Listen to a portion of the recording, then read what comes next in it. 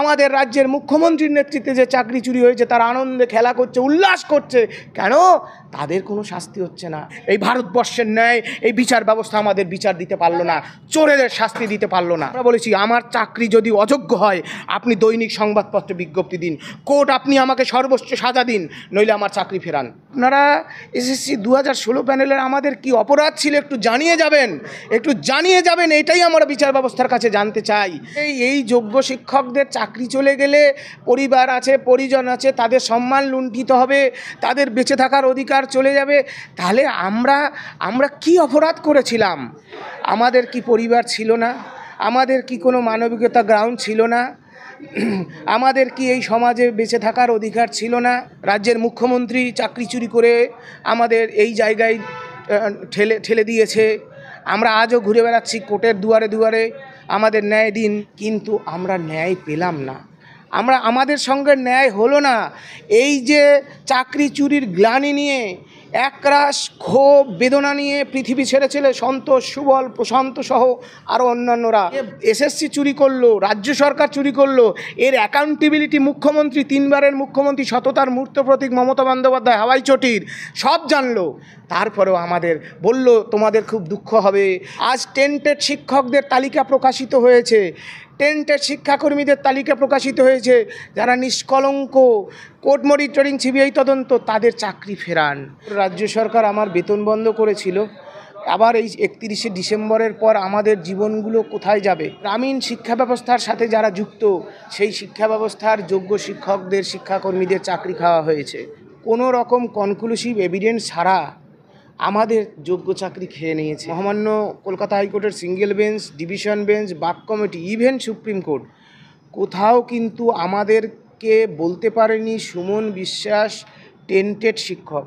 সুমন বিশ্বাস rank jump করেছিল, Suman বিশ্বাসরা out of panel ছিল, সুমন বিশ্বাসরা ওএমআর ম্যানিপুলেশন করেছিল, কিচ্ছু বলতে পারেনি। একটা বাংলায় প্রবাদ আছে যে অভাগা যেদিকে যায় সাগর শুকাইয়া যায়। এটা একটা খনার বচনে আমরা শুনেছি আর কি। এখন ঘটনা হচ্ছে আমরা হচ্ছি এসএসসি 2016 প্যানেলের সেই অভাগা, সেই দুর্ভাগা। মহামান্য কোর্ট মনিটরিং সিবিআই তদন্ত হয়েছিল, সেখানে অনেক রকম ইলিগ্যালিটিস পাওয়া গেছে। আজকে টেন্টেড শিক্ষকদের তালিকাও প্রকাশিত হয়েছে, শিক্ষাকর্মীদের তালিকাও প্রকাশিত হয়েছে, এবং এসএসসি বোর্ড, রাজ্য সরকার, এরা তো সংগঠিত দুর্নীতি করেছে, সিস্টেমেটিক ফ্রড করেছে।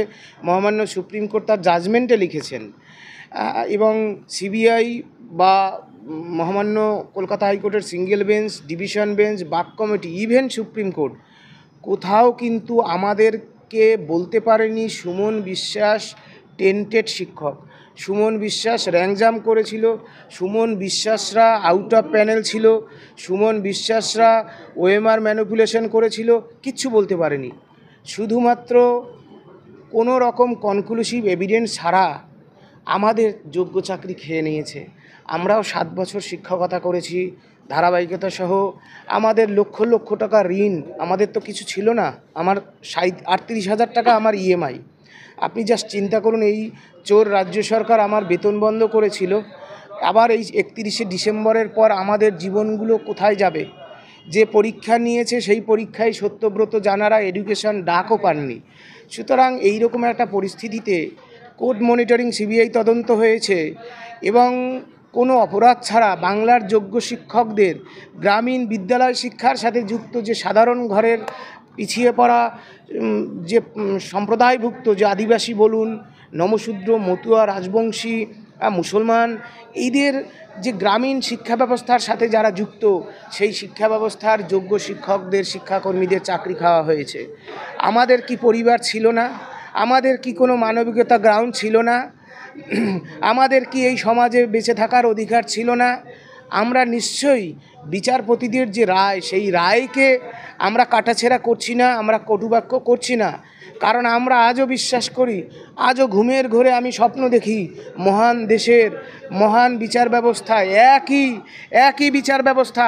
বাবা সাহেব আম্বেদকর লিখে গিয়েছিল এই সংবিধান যে এদেশের আর্ত পীড়িত অধিকার বঞ্চিত লাঞ্ছিত জনগণ যখন এই শোষিত শ্রেণী রাষ্ট্র দ্বারা উৎপীড়িত হবে নিপীড়িত হবে তখন তারা এই কোর্টের কাছে যাবে, কোর্ট তাদেরকে ন্যায় বিচার দেবে। কিন্তু আমরা ন্যায় পেলাম না, আমাদের সঙ্গে ন্যায় হলো না। এই যে চাকরি চুরির গ্লানি নিয়ে একরাশ ক্ষোভ বেদনা নিয়ে পৃথিবী ছেড়েছিল সন্তোষ সুবল প্রশান্ত সহ আরও অন্যান্যরা। সুতরাং আমাদের ক্ষেত্রে ন্যায় প্রতিষ্ঠা হলো না। এত কিছুর পরেও এখন সমস্ত মামলা মহামান্য কলকাতা হাইকোর্টে মাননীয় বিচারপতি অমৃতেশ সিনহা ম্যাডামের বেঞ্চে চলছে। আমরা সেখানে টাকার অভাবে নিজেই দাঁড়িয়েছি। আমি বারবার বলতে চেয়েছি, বলতে চাইব, মহামান্য কোর্ট আজ টেন্টেড শিক্ষকদের তালিকা প্রকাশিত হয়েছে, টেন্টেড শিক্ষাকর্মীদের তালিকা প্রকাশিত হয়েছে, যারা নিষ্কলঙ্ক, কোর্ট মনিটরিং সিবিআই তদন্ত, তাদের চাকরিটা ফেরান। এই কলঙ্কের ইতিহাস রচিত হচ্ছে, আমাদের সলিল সমাধির উপর দিয়ে কলঙ্কের ইতিহাস রচিত হচ্ছে। আর উন্মত্ত পাগলের মতো অট্ট হাসিতে মত্ত হয়েছে চোর দুর্নীতিবাজ যারা চাকরি চুরি করে আমাদের সেই নেতামন্ত্রীরা আমাদের জীবন নিয়ে খেলা করছে। আমাদের রাজ্যের মুখ্যমন্ত্রীর নেতৃত্বে যে চাকরি চুরি হয়েছে তার আনন্দে খেলা করছে, উল্লাস করছে। কেন? তাদের কোনো শাস্তি হচ্ছে না। তাদের 90,000 টাকায় কোটি কোটি টাকা চুরি করে মাত্র 90,000 টাকায় শর্ত সাপেক্ষে বেল হয়ে স্বাভাবিক জীবনে ফিরে গেল। আর আমরা প্রতিদিন প্রতি মুহূর্ত ধুলোর সাথে গড়াগড়ি খাচ্ছি। এটাই কি ভারতবর্ষের বিচার ব্যবস্থা? দেখুন, আমার প্রশ্ন হচ্ছে মহামান্য কোর্ট যদি কনসিডার করে ডিভিশন বেঞ্চ, আমার সেখানে তো বিশেষ বলার থাকে না। কিন্তু যে গ্রাউন্ড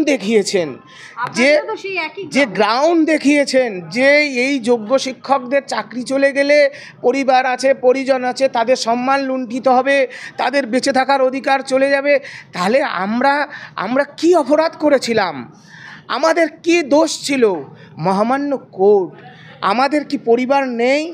আমাদের কি বেঁচে থাকার অধিকার নেই? আমরা কোর্টের কাছে এইটুকুই বলবো, এখনও সময় আছে। আমরা বলি, খুব সচেতনভাবে বলি যে আমরা বিচার ব্যবস্থাকে আজও আমাদের বিরুদ্ধে যখন রায় চলে গেছে আমরা সেদিনও কটু কথা বলিনি, আজও বলছি, যদি যোগ্য শিক্ষকদের চাকরিটা বিচার ব্যবস্থা না ফেরাতে পারে, বাবা সাহেব কিন্তু জনগণের ট্যাক্সের টাকা খরচা করে এই বিচার ব্যবস্থা প্রতিষ্ঠিত করে আইন রচনা করে যায়নি। কলঙ্কের ইতিহাস রচিত হবে ভারতবর্ষে, ওই আমাদের সলিল সমাধি উপর দিয়ে রচিত হবে কলঙ্কের ইতিহাস। যে চোরেরা চুরি করলো, জানা গেল বোর চুরি করেছে। আপনি রিভিউয়ের রায় দেখবেন, 5 আগস্ট 2025 যে মহামান্য সুপ্রিম কোর্টের মাননীয় বিচারপতির যে রায়, যে এসএসসি চুরি করলো, রাজ্য সরকার চুরি করলো, এর অ্যাকাউন্টেবিলিটি মুখ্যমন্ত্রী, 3 বারের মুখ্যমন্ত্রী, সততার মূর্ত প্রতীক মমতা বন্দ্যোপাধ্যায় হাওয়াই চটির সব জানলো। তারপরেও আমাদের বলল তোমাদের খুব দুঃখ হবে, তাদের খুব কষ্ট হবে, তাদেরকে ফেরাতে হবে। অথচ আমাদের চাকরি ফেরানোর ক্ষেত্রে মহামান্য সুপ্রিম কোর্ট বা কলকাতা হাইকোর্ট সিরিয়াস নন এবং চোরেদের বিরুদ্ধে ব্যবস্থা নেওয়া হয়নি। আমরা দেখছি, আমরা হতবাক হয়ে দেখছি, আমরা নির্বাক হয়ে দেখছি যে চোরেরা বহাল তবিয়াতে ড্যাং ড্যাং করে ঘুরে বেড়াচ্ছে।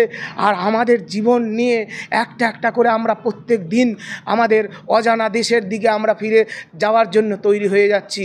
আজকে অত্যন্ত বেদনার সাথে বলছি যে মহামান্য কোর্ট, বিচার ব্যবস্থা, আপনারা এসএসসি 2016 প্যানেলের আমাদের কি অপরাধ ছিল একটু জানিয়ে যাবেন। এটাই আমরা বিচার ব্যবস্থার কাছে জানতে চাই যে আমাদের কি অপরাধ ছিল। আপনারা লিখে যান, নইলে বলবো শেক্সপিয়ার বলেছিল, সাধারণ গরিব দুঃখী আর্তপীড়িত বঞ্চিত খেটে খাওয়া শ্রমিক কৃষক মানুষের জন্য সুপ্রিম কোর্টের কাছ থেকে ন্যায় পাওয়া অত্যন্ত কঠিন। আমাদের সাধারণের জন্য হয়তো বিচার ব্যবস্থাটা ছিল না, কিন্তু 32,000 চাকরি যারা করছিলেন প্রাথমিকের ক্ষেত্রে, তাদের যে উৎকণ্ঠা ছিল দীর্ঘদিন ধরে, তারা মুক্তি পেয়েছে। তার জন্য আমি পরশ্রী কাতর হয়ে আমি বিরোধিতা করব না। আমি তো আগেই বললাম, আমরা অভাগা, আমরা দুর্ভাগা। অভাগা যেদিকে চায় সাগর শুকিয়ে যায়, আমরা তো সেই অভাগা। রাজ্যের মুখ্যমন্ত্রী চাকরি চুরি করে আমাদের এই জায়গায় ঠেলে ঠেলে দিয়েছে। আমরা আজও ঘুরে বেড়াচ্ছি কোর্টের দুয়ারে দুয়ারে, আমাদের ন্যায় দিন, আমাদের ন্যায় দিন, আমাদের ন্যায় বিচার দিন। আমাদের সাথে অন্যায় হচ্ছে, আমাদেরকে বাধ্য করা হচ্ছে অসামাজিকভাবে কোনো কিছু কাজ করতে বাধ্য করার জন্য আগামী দিনে। কারণ দেখুন, আমি আপনাকে বলি, একটা ক্ষুধার্ত মানুষ, একটা অসহায় মানুষকে যে কখনো আইনের বিরুদ্ধে কথা বলে না, যে সবসময় সামাজিকভাবে বেঁচে থাকতে চায়, তাদের অধিকার যখন কেড়ে নেয় রাষ্ট্র, যখন রাষ্ট্রের কাছে বারবার মাথা ঠুকে যখন বলছে আমাকে ন্যায় বিচার দিন, আমাকে ন্যায় বিচার দিন, আমাকে ন্যায় বিচার দিন, যখন রাষ্ট্র ন্যায় বিচার দেয় না, তখন কিছু কিছু মানুষ কিন্তু ভুল পথে পা বাড়ায়, যেটা আবার আপনারাই আবার বলবেন এগুলো দেশবিরোধী, রাষ্ট্রবিরোধী। সুতরাং কেউ হতে চায় না, কেউ সাত করে হতে চায় না, কিন্তু যোগ্য চাকরি, আমার মুখের গ্রাস যদি আপনি অন্যায়ভাবে কেড়ে নেন, মানুষ কিন্তু শেষ পর্যন্ত সেই ভুল পথেও পা বাড়াতে পারে। সুতরাং রাষ্ট্রের কর্তব্য তার সভ্য নাগরিকের অধিকার ফিরিয়ে দিয়ে, তাদেরকে সামাজিক সম্মান ফিরিয়ে দিয়ে, তাদের ধারাবাহিকতা সহ 7 বছরের চাকরি, যোগ্য চাকরি ফিরিয়ে দিয়ে। আমরা তো ভিক্ষা চাইনি, আমরা তো ভিক্ষা চাইনি কোর্টের কাছে, আমরা তো রাজ্য সরকার মুখ্যমন্ত্রীর কাছে ভিক্ষা চাইনি। আমরা বলেছি আমার চাকরি যদি অযোগ্য হয়, আপনি দৈনিক সংবাদপত্রে বিজ্ঞপ্তি দিন, কোর্ট আপনি আমাকে সর্বোচ্চ সাজা দিন, নইলে আমার চাকরি ফেরান, নইলে আমার চাকরি ফেরান। এটাই কথা। আমরা অসহায় হয়ে বারবার বিচার ব্যবস্থার প্রতি বিনম্রতার সাথে আবেদন জানাচ্ছি, আমাদের ন্যায় বিচার দিন। ন্যায় বিচার নীরবে নিভৃতে বিচারের বাণী কার্যে। বাবা সাহেব আম্বেদকর এই আইন রচনা করে যায়নি। মনে রাখতে হবে, ওই সুপ্রিম কোর্ট প্রতিষ্ঠিত হয়েছিল মানুষের জন্য, মানুষের জন্য আইন, আইনের জন্য মানুষ নয়। সুতরাং যদি বিচার ব্যবস্থা বিচার না দিতে পারে, কিছু কিছু মানুষের প্রশ্ন থাকবে।